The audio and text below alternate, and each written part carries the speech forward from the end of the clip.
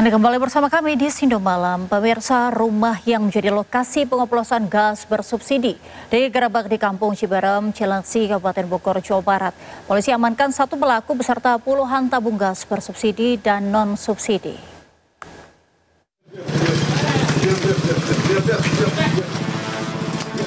Tim Reserse Kriminal Polsek Cilengsi menggerebek sebuah rumah di Kampung Ciberem, Desa Cilengsi Kidul, Kecamatan Cilengsi, Kabupaten Bogor, Jawa Barat. Polisi mendapati aktivitas pengoplosan gas LPG bersubsidi ukuran 3 kg ke tabung gas non-subsidi 12 kg yang dilakukan di bagian belakang rumah. Seorang terduga pelaku, JT, diamankan saat tengah melakukan aksi pengoplosan. Sementara satu pelaku lainnya, JF, berhasil melarikan diri. Dalam penggerebekan ini, polisi menyita 42 tabung gas ukuran 12 kg, 68 tabung gas LPG subsidi 3 kg, 16 pipa besi modifikasi, serta alat suntik hingga mobil pick-up. Atas perbuatannya, pelaku terancam hukuman 6 tahun penjara. Polisi masih memburu jaringan pengoplosan gas bersubsidi di wilayah Bogor dan sekitarnya. Dari Kabupaten Bogor, Jawa Barat, Cahyat Supriyatna melaporkan. Belum usai krisis BBM di Jember, kini kelangkaan juga terjadi di wilayah tetangganya, Lumajang, Jawa Timur. Bahkan warga rela antri berjam-jam di SPBU untuk mendapatkan BBM jenis Pertalite yang sulit didapatkan sejak 2 hari terakhir. Antrean panjang kendaraan roda 2 dan 4 mengular di sejumlah SPBU di Lumajang, Jawa Timur sejak 2 hari terakhir. Warga rela antri berjam-jam untuk mendapatkan BBM jenis Pertalite maupun Pertamax yang susah didapatkan. Tak hanya warga Lumajang, bahkan warga dari Jember juga ikut mengantri lantaran tidak ada stok BBM di wilayahnya. Diduga kelangkaan BBM di Lumajang dan Jember akibat imbas ditutupnya jalur Jember-Banyuwangi sehingga mengakibatkan keterlambatan pengiriman BBM. Sementara itu di Jember, perkelahian antara sesama pengantri BBM yang kelelahan antri nyaris pecah. Beruntung perkelahian berhasil dilerai warga lain yang juga ikut antrian BBM. Sementara itu salah satu warga pingsan akibat kelamaan mengantri. Beruntung warga lain sigap menolong korban. Kelangkaan BBM di Jember sudah terjadi di hampir seluruh SPBU di Jember sejak beberapa hari lalu. Diduga kelangkaan dampak dari kemacetan parah di jalur Pantura. Tim Liputan News melaporkan. Sebanyak 67 dari 126 kepala keluarga ex Kampung Bayam akan segera menempati hunian baru di Rusun dekat Jakarta International Stadium. Mereka telah tanda tangani kontrak sewa dengan pengelola, yakni PT Jakarta Propentindo atau Jakpro.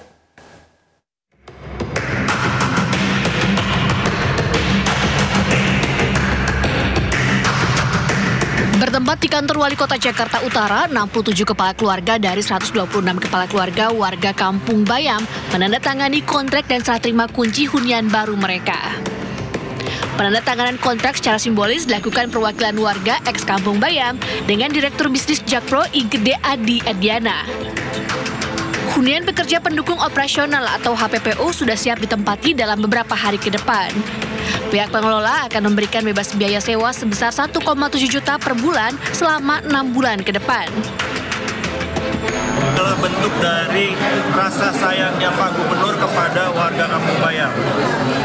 Kemarin prosesnya turun naik segala macam karena ingin kita semuanya aman.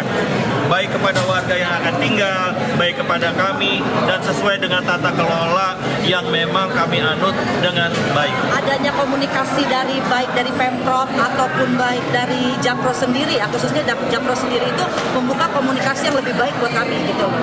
Jadi merasa diingatkan baik gitu. Ya, jadi untuk sampai ada di posisi ini tuh itu bukan hanya semata-mata keputusan yang mereka buat sendiri, itu mereka tanya lagi, konsultasi lagi sama kami.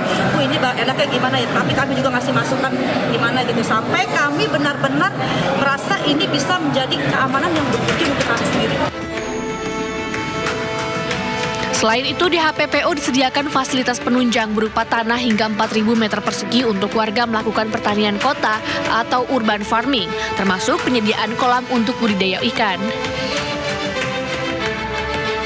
Kampung Bayam dulunya terletak di dekat Jakarta International Stadium atau JIS. Namun tahun 2019, kampung itu digusur untuk proyek pembangunan Jakarta International Stadium. Sejak penggusuran itulah warga eks Kampung Bayam direlokasi ke Rusun Nagrak dan lokasi lainnya. Dari Jakarta, Sofyan Firdaus, iNews melaporkan.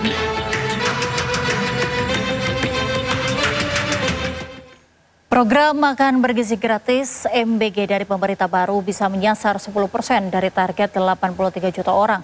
Wamendak mendorong Badan Gizi Nasional agar melibatkan UMKM dalam pengadaan MBG.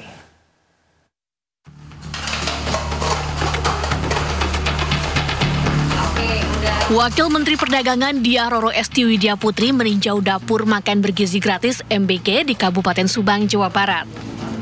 Didampingi oleh Bupati Subang, Reynaldi Putra, Wamendak memastikan proses pembuatan MBG steril dan komposisi gizi yang terpenuhi.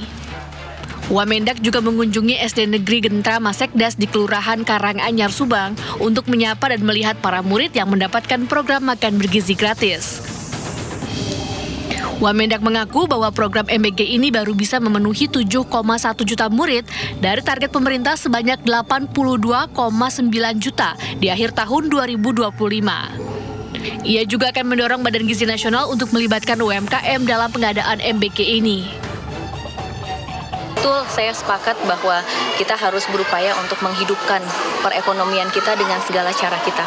Dan dengan SPPG ini juga melibatkan lintas stakeholder, itu salah satu hal yang dimana kita bisa menghidupkan daerah itu, Pak. Betul. Ya kan? Karena ini sesuatu hal yang setiap hari akan dibutuhkan nih. Bahan bakunya dibutuhkan terus, ya kan? Entah itu apapun lah. Tadi kan ada ayam, ada telur, ada nasi, terus ada buah-buahan. Jadi pastikan pasar setiap hari akan banyak permintaan tuh dari SPPG-nya gitu. Makan bergizi gratis ini merupakan program unggulan dari Presiden Prabowo Subianto. Wamendak berharap agar program MBG ini dapat menyiapkan anak-anak menuju Indonesia Emas 2045 nanti. Dari Subang, Jawa Barat, Yudi Heriawan, iNews melaporkan.